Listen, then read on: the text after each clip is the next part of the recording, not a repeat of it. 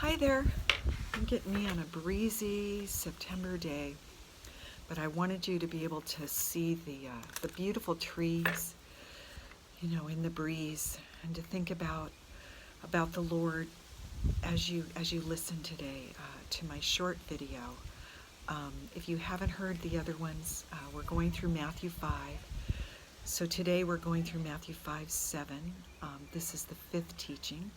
So if you haven't seen them, go back and watch, because it's just a great dose of scripture for you to be able to head off into your day and to put God in the center of your life. This is week 5, and we're again on Matthew 5:7. I'm Dana Peters-Colley. Welcome. I'm going to read the scripture to you, which is, "Blessed are the merciful, for they shall obtain mercy." We've heard blessed and blessed again and again in these teachings. Get my hair out of the way here. I've got a bunch of hair. Blessed with that. So the word blessed in the Greek stems from the word makar, and it means to be supremely blessed, fortunate, well off, happy, or blessed. So just think about being well off, that when you do a good thing and extend mercy, then God's going to turn around and go, okay, I'm going to give you mercy for what you've done, which of course we've all fallen short, and we all need mercy, don't we?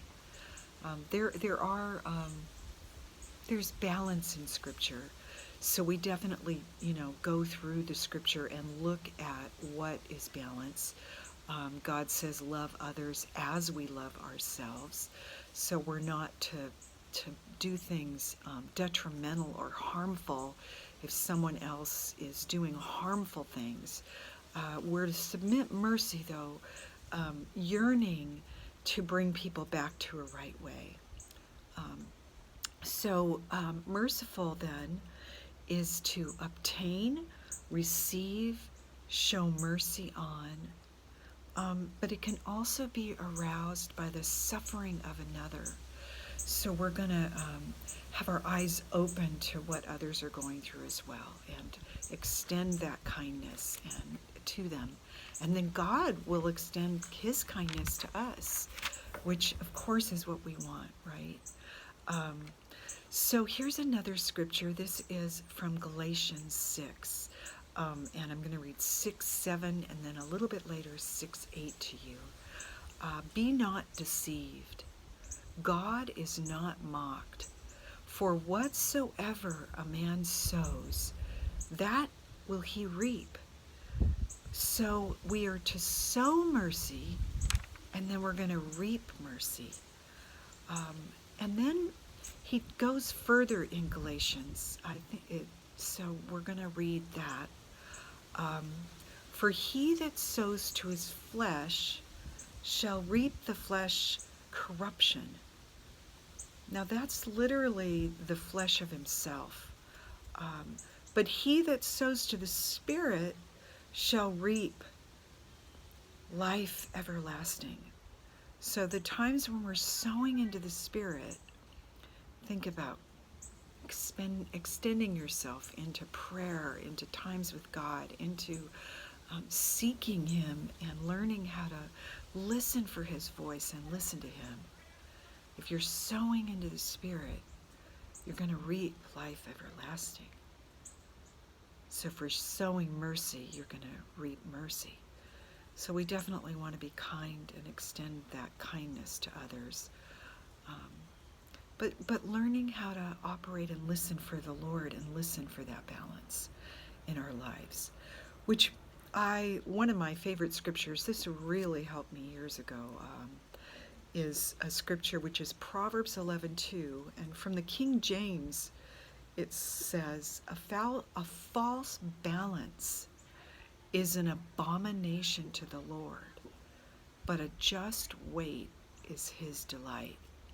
Now, when this was occurring, they were taking and falsely taking people with these scales and misusing the scales for an advantage so that they actually could steal from them. So literally that would be where that would be. But the meaning, the definition, the spirit, the deeper meaning of it, of course, is for all of us to pray for balance. Ask God to show us what balance looks like in our lives, so that we can operate in weighing out things. Because, you can take more than one scripture and look at things and then try to weigh what that is. I'll give you an example. We're told, judge lest you not be judged. How you judge somebody else is how you're going to be judged by God. But at another point in Scripture, Jesus also says, judge righteous judgment.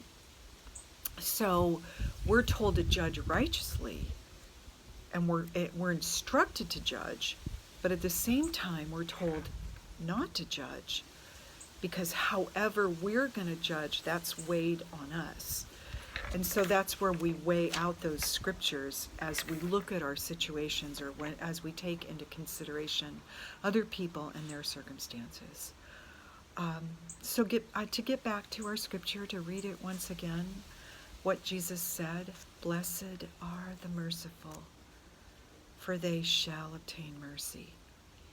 So right now, as we look at the world just tumbling, as we look at people that are deceived, we're dealing with such things that look so strange to us, right?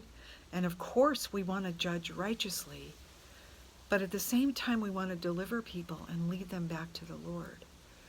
So that's the part of where we weigh all these things out, of when do we extend mercy and when do we withhold. I think we're all wrestling with that. I know I am.